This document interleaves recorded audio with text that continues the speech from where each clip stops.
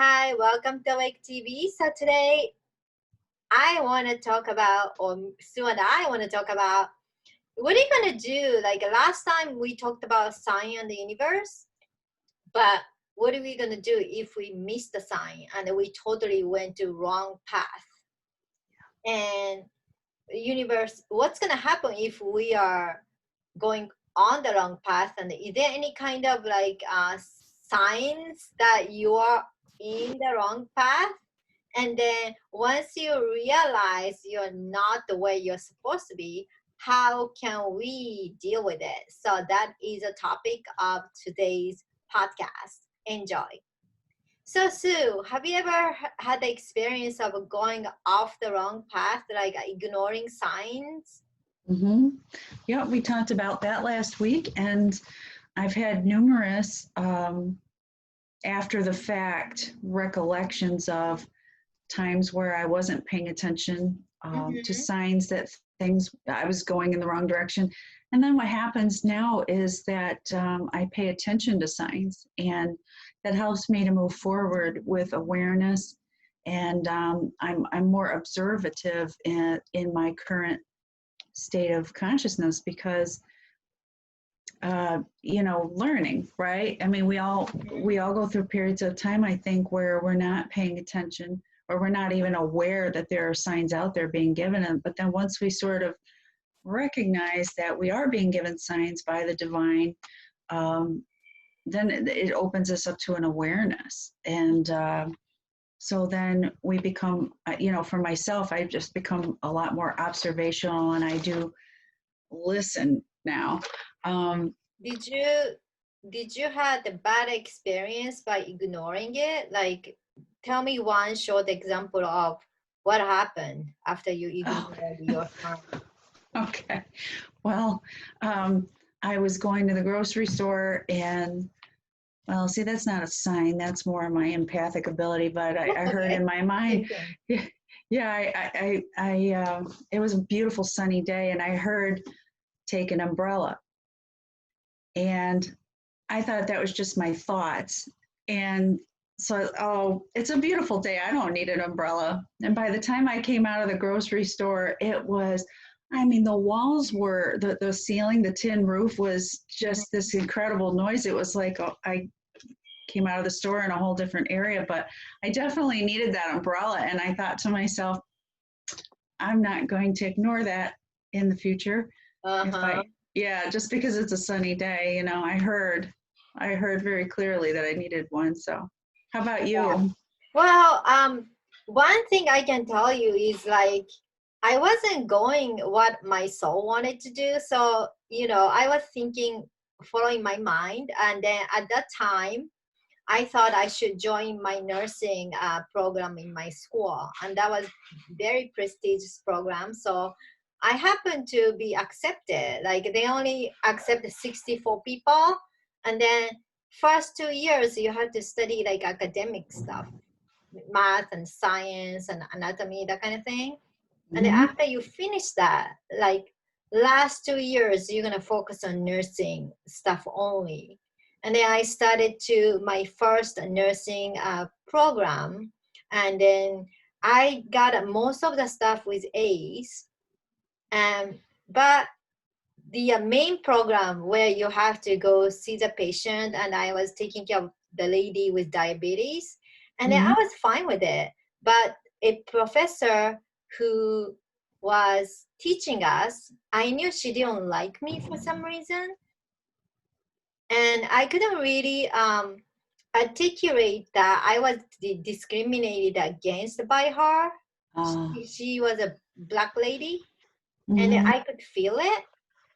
And then I couldn't articulate. And then she gave me like D.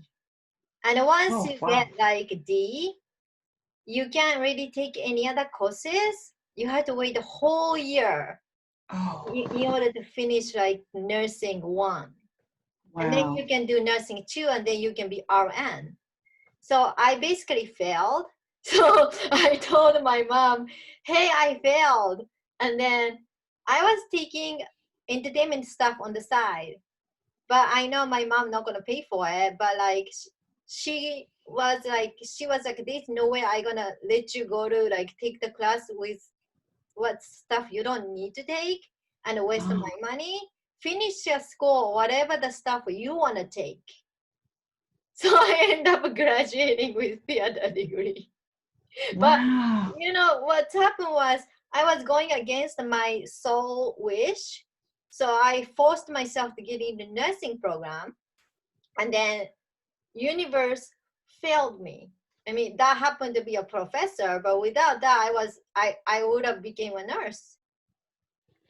Yeah, it's funny how it seems like an adverse situation, something that you would look back on and go, geez, I wish that didn't happen. But on the other hand, so I think it's important to mention that that can happen that way. The signs can happen that way, where it can be in the form of an individual that's wreaking havoc in your life. And, Yeah, and that's when you got to step back and go, why, what is really happening here? And I think if we can get past personality, the idea that it's a personality conflict, or they dislike, if we can get past that thinking and say, okay, why is this happening right now?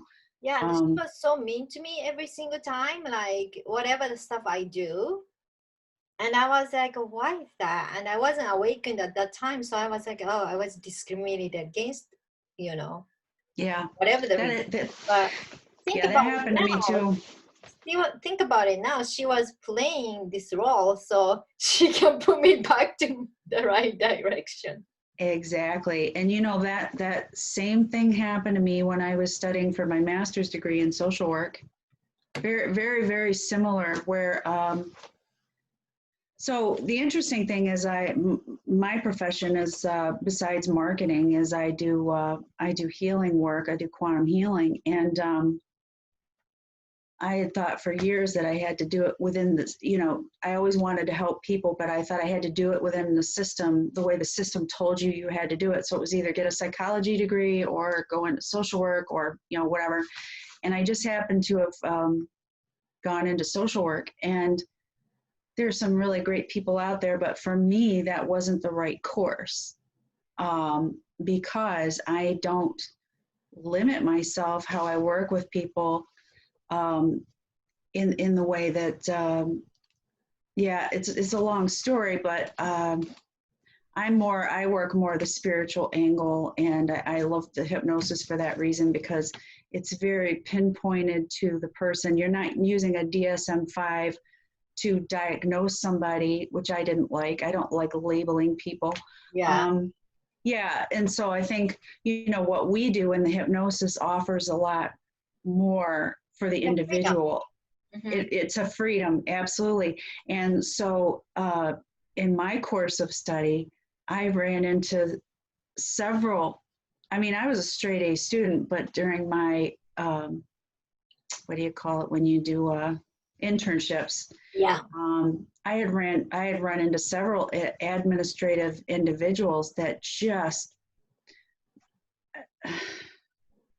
yeah, I don't want to say too much about it, but I thought to myself, if I stay in this profession as a social worker, I'm going to keep hitting this same wall over and over and over again, where, I could clearly see what the person needed, but yet the system told you could only give them this. Mm-hmm. For example, does that make sense? Yeah. But I was missing those signs. I really wasn't awake then. Yeah. I was very spiritual, and I was learning a lot, and I had a lot to offer, but I wasn't awake to tuning into the higher self.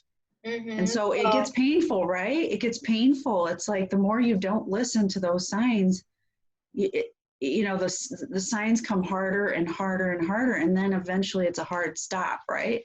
Yeah, like we want to emphasize this to you guys. When you're off the path, your life get harder and harder. And some of you guys watch tarot card, like they call it tower moments. Tower moments gonna happen like one hit you, and then next gonna come to you, and then you go into the fork in the road, and then you don't choose your correct path. Next tower, next tower, next tower, bam, bam, bam, bam. Yeah. And it get harder and harder. Yeah. And then And yeah, once you get kind of like get into your senses, like why my life is getting harder, then door gonna eventually shut, like we talked about last time. hmm So it's very important for all of us, and you guys need to pay attention. When you're supposedly in the right path, everything seems like set up. You meet the right person, and then everything goes so smoothly. But you're in the wrong path, it gets harder and harder. That's an indication. yeah. And I think it's important to mention that, as you and I talked about before, um, it's important once you realize that you've missed the signs, or now you're starting to see what the signs are, and you say, it's important not to sit there and go, why didn't I see the signs, or how could I be so stupid? Yeah. Self deprivation is never helpful in a situation. It's Yeah. really important to just say, okay, you know what, it's fine, I get it now. Uh-huh. And yeah, what Don't would you think blame. about that?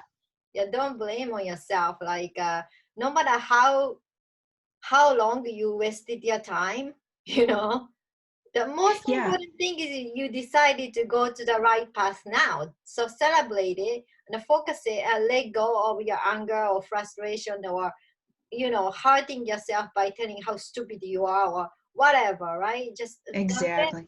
and just go focus on, okay, I'm on the right path. What can I do now? Yeah. I mean, I was $30,000 in the hole from Oh walking my away from my God. master's degree. And you know what? I'd pay it over and over again because Uh-huh. I am where I am supposed to be. And, you know, it just feels so good. And I think that's what helps you when you lay your head on the pillow at night. I think that's what helps you fall right asleep. I hear a lot of people say, oh, how do you fall asleep so easily? It's because I'm feeling pretty good. If you're Yeah. laying down at night and you're just going through reels of tape in your mind over and over again about scenarios and people and what happened or what didn't happen, that's kind of a sign too Yeah. that And maybe you're on the wrong path. what about the relationship? Did you see that stuff? Like I'm gonna share with you first really quick. Um the first, probably the only karmic relationship I had, like you see other people tell you you should pick the guy who loves you more than you do. And I was super heartbroken from my first love. And then next guy came along. He wasn't physically my type at all. And then I was hoping he not gonna ask me out. And he did. So I was like, oh shit, he did. And then 3 months later, I was never really into him, and I kind of broke up with him. And I started going out with somebody else. I was 19, and then he came back, and he kind of showed how much he loves me. That wasn't true. That was attachment.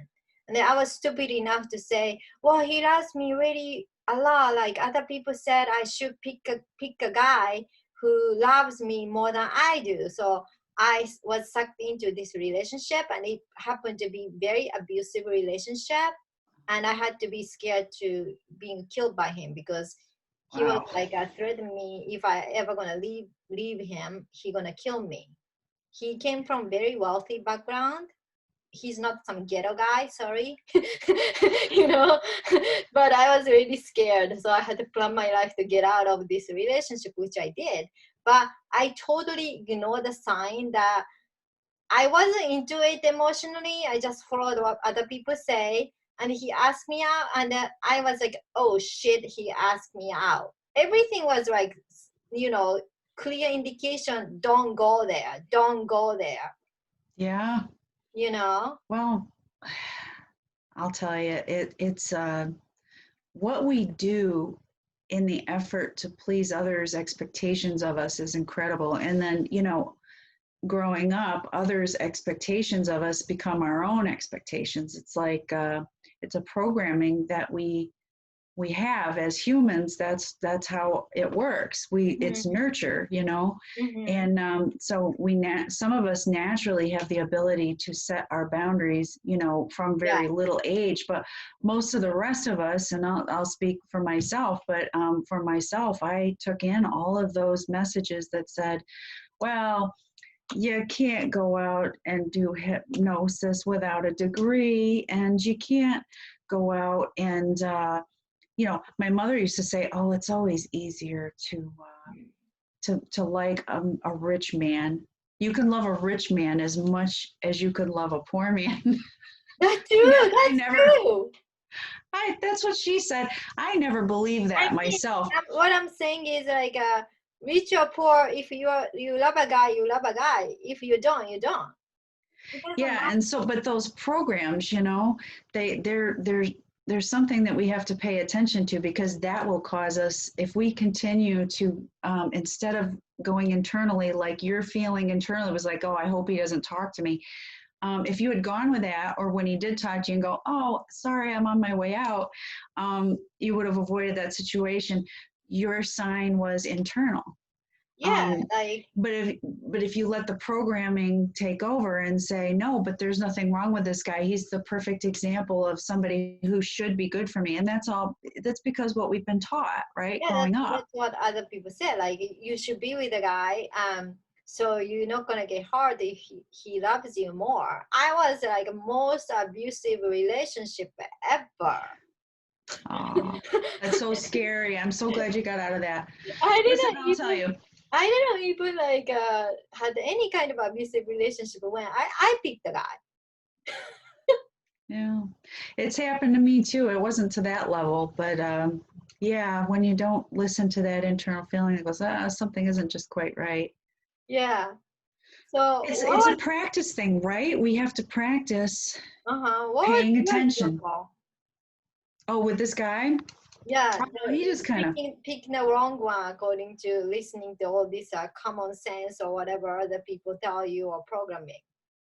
well, the programming for me, I mean, my first husband, I was expecting my first son before we were married, and we were still in college.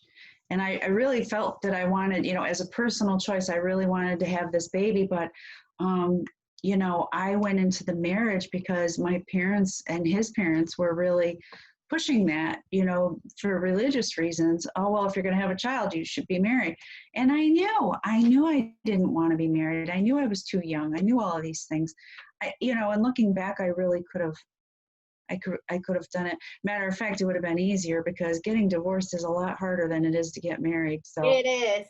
And yeah, getting calling off the wedding, guys, please note this. Calling off the wedding is a lot easier than getting divorced. Like mine was it is. very amicable, but still, you can Absolutely. still walk out and you don't have to walk on the aisle with the guy when you have a doubt or you don't know 100% you're gonna stick with this guy, for real. It would be really healing, and it's a little challenge I want to throw out there. What if the wedding was all set, the day has come, and one or the other has decided, I don't want to do this. Well, everything's all paid for already, right? Why not invite everybody to have a nice dinner and a nice chat and hang out, instead of everybody going home and being upset?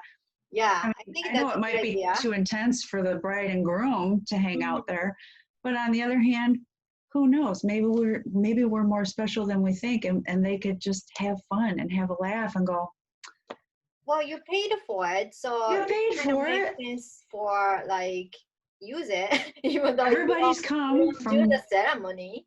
Yeah, everybody's come from God knows where, and have a party, right? Yeah, Celebrate the fact that you said, at least we figured it out before we did it.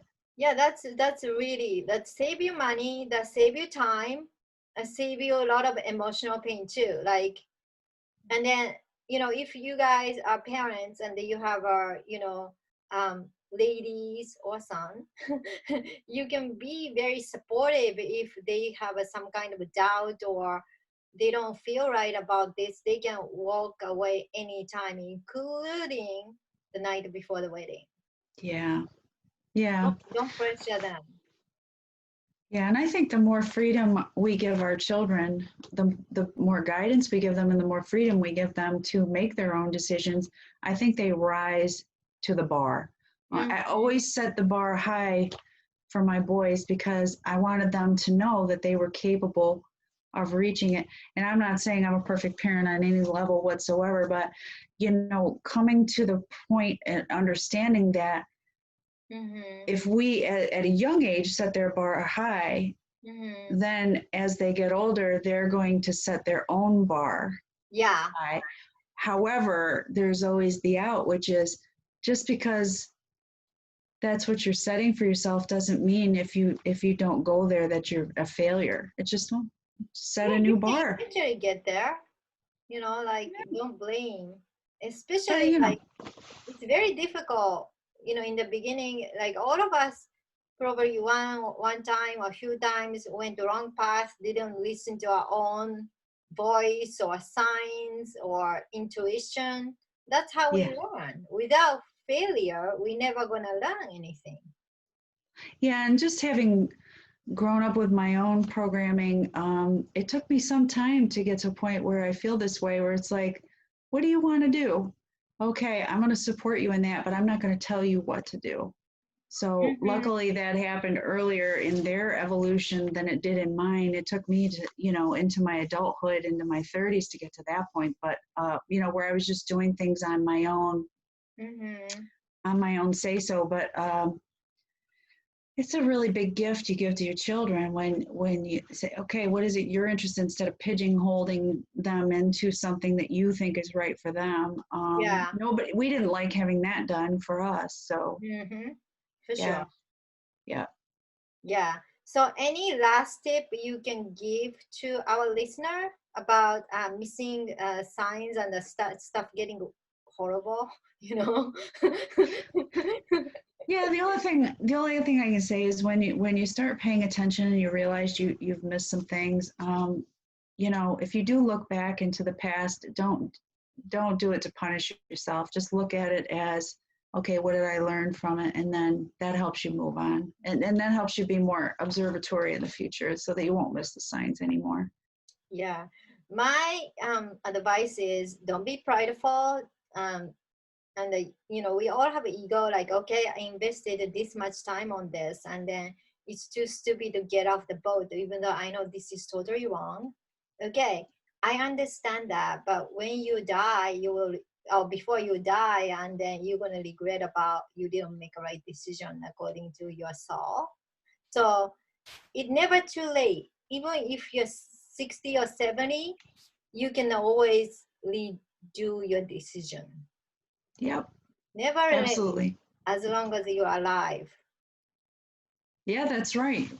I personally believe that, the minute I stop learning is probably when I'm going to die. Because it's a constant, it's an evolution, isn't it, this life? So we're going to talk more of amazing topic next week, and I hope you guys going to tune into our podcast. Thank you so much for listening. Thank you, Sue. Thanks, Erica. Bye, guys. Bye. Cool. This was amazing. Okay, let me stop the recording. Okay.